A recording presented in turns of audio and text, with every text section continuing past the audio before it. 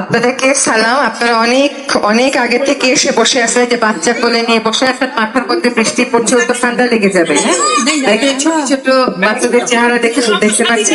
অনেক ধন্যবাদ, কৃতজ্ঞতা আপনাদের প্রতি।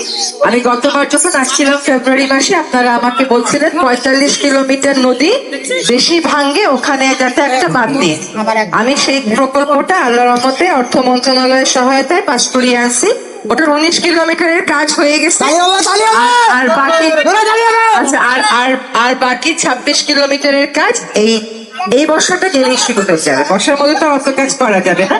ওখানে গেলাম, ওখানে মানুষজন ওটা নিয়ে খুশি আছে, কিন্তু তারা একটা পার্মানেন্ট একদম চিরস্থায়ী বাঁধ চায়। আর চিরস্থায়ী বাঁধ করার অত সময় তো আমাদের নাই, তারপর একটা পরিকল্পনা করা হয়েছে, ওইটা অনুমোদন করতে পারি কিনা দেখি। কিন্তু 45 কিলোমিটারের কাজ ইনশাআল্লাহ করে দিই।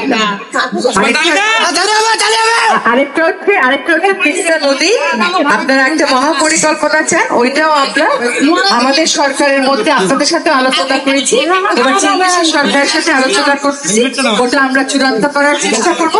আমাদের ওটা অনেক বড় পরিকল্পনা, অনেক বড় নদী না, ওটা খাবার ঠাকাইতে হবে, বন্যা ঠাকাইতে হবে, সেটা পানিও রাখা লাগবে।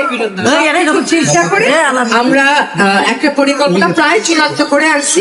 অন্য দেশের সরকারের সাথে আলোচনা করতে হচ্ছে, যে একটা পদ্ধতি আছে, বাবা একটু সময় নিয়ে নেয়।